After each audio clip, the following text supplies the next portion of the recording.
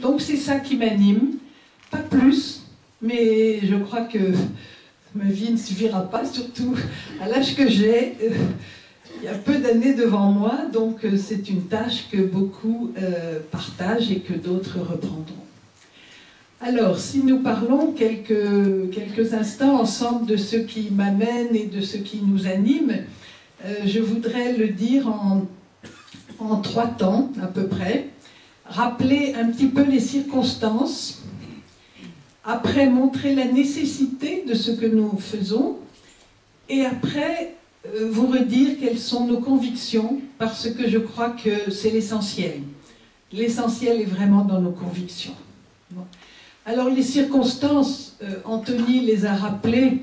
Bon, c'est cette parole malheureuse de Monseigneur 23 sur laquelle je n'ai aucun besoin de m'étendre, ça parle tout seul, et pour nous la page est tournée, je n'ai plus grand-chose à en dire, sauf que nous n'avons pas réagi comme des féministes, c'est pas le problème. Le retard de l'Église sur la question de la femme, nous le connaissions depuis 20 ans, c'est pas nouveau, bon, et nous l'avons supporté. Mais là, c'est une question de dignité. C'est la dignité qui était en jeu dans cette parole qui est une parole malheureuse, entendons-nous. Bon. Et là, la dignité, il n'est pas question de lâcher sur des questions pareilles. C'est important. C'est important. Bon. Et si demain, il y a encore une question autour de la dignité, eh bien, on reprendra la parole. On redira. Et si ce sont d'autres personnes qui sont traitées de façon indigne, il faudra le dire aussi. Bon. Donc, simplement, si je rappelle cette circonstance, c'est pour dire que 200, 300, à peu près, presque 400 personnes sont venues nous rejoindre dans les semaines qui ont suivi cette parole en novembre-décembre 2008. Et là, vous savez, ça a correspondu avec la grave première crise de l'Église, la crise de l'hiver 2009. Je vous rappelle rapidement ces éléments essentiels. Il y a eu tout d'abord la réintégration des évêques intégristes de la fraternité de Saint-Pie V. Il y a eu ensuite l'affaire de la petite fille de Recife au Brésil. Vous avez ce souvenir de cette histoire de cette petite fille de 9 ans qui était enceinte du viol de son beau-père, de 2 jumeaux, et que les médecins ont fait avorter, et sans que la sentence d'excommunication ait été prononcée par le cardinal de Recife, il a dit que l'excommunication était automatique. Donc c'était une mesure de rejet qui nous a horrifiés. Bon.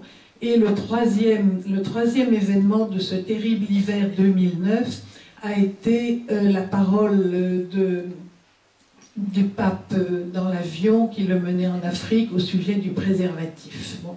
Donc ça, si vous voulez, ça a interrogé. La première affaire interroge vraiment un contexte très français, qui est le contexte de l'intégrisme religieux.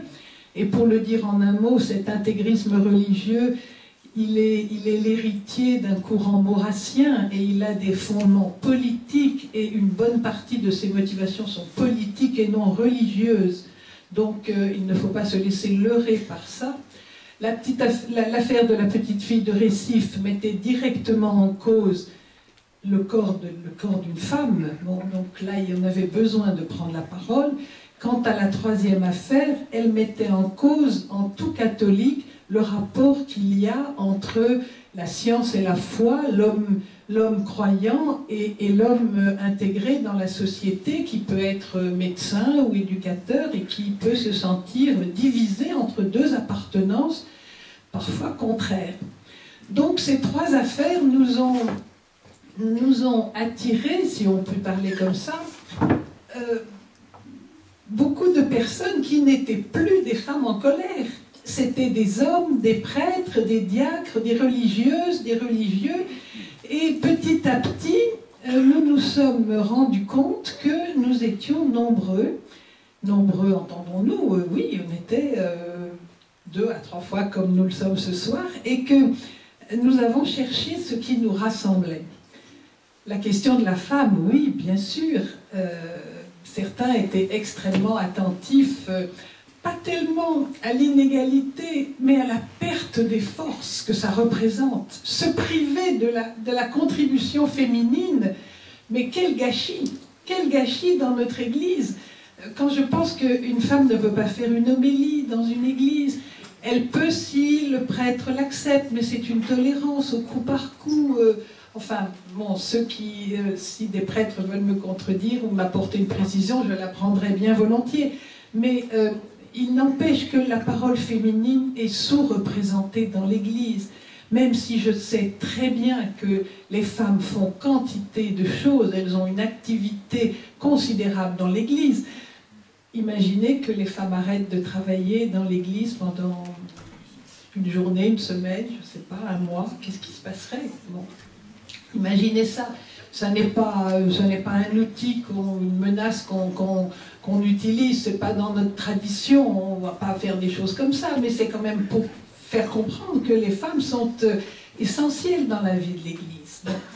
Et donc la situation de la femme, le déficit de parole et de responsabilité des femmes dans l'Église nous est apparu comme quelque chose de dommageable, mais surtout parce que c'est la perte de contributions qui nous enrichissent tous.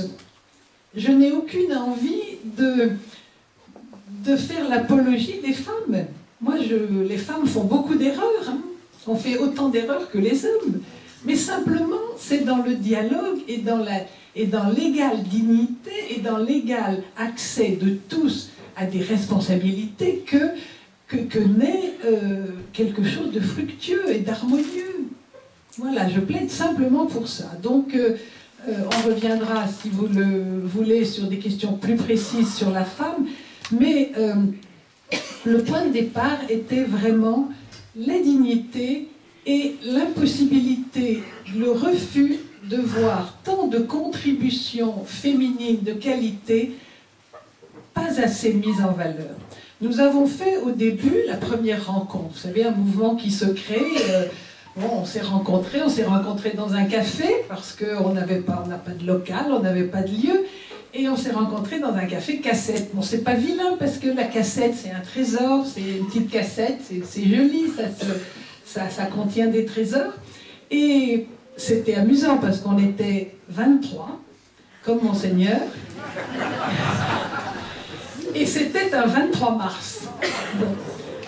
Et 2 personnes sont arrivées au bout d'un quart d'heure, ce qui fait qu'on n'a plus été 23. Mais voilà, vous voyez, c'est que tout bouge dans la vie, c'est que ça change. Bon.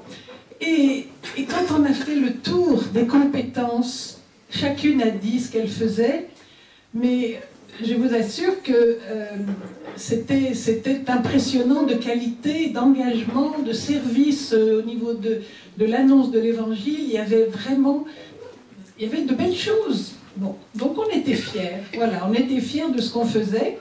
Et tout ça pour vous dire qu'on n'a pas été que des femmes. Très vite, on était beaucoup d'autres gens. Alors, qu'est-ce qui nous unit ?